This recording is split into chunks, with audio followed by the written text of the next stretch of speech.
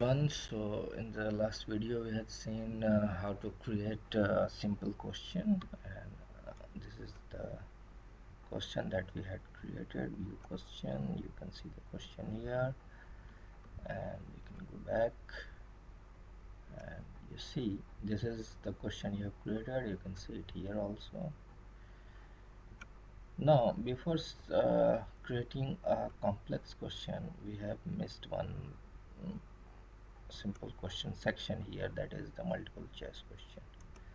So how to create a multiple choice question, let's see now first. So suppose if I make a question, let's say question number 2, and let's say question number 2, and I am just giving a simple example. Let's say 40 into 30 equals to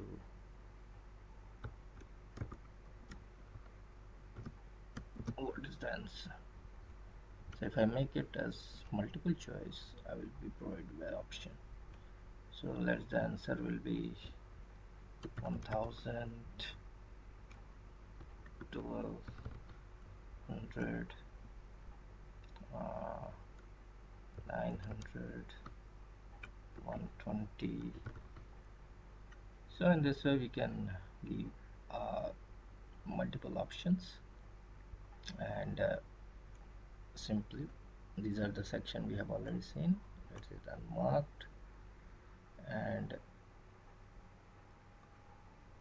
this is the optional section. You can leave, or please select the correct answer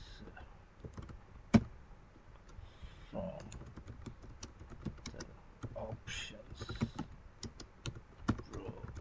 provided below. So this is the instruction you have given, and you can make it up and down, it depends on you. And let's make it at the top. So in this way we can create multiple questions. So when I click on ask, again in the same way it appears here, and the same thing it will be shown here. So this is one more simple question creation we have seen now. So in the next video we will see how to create a complex question.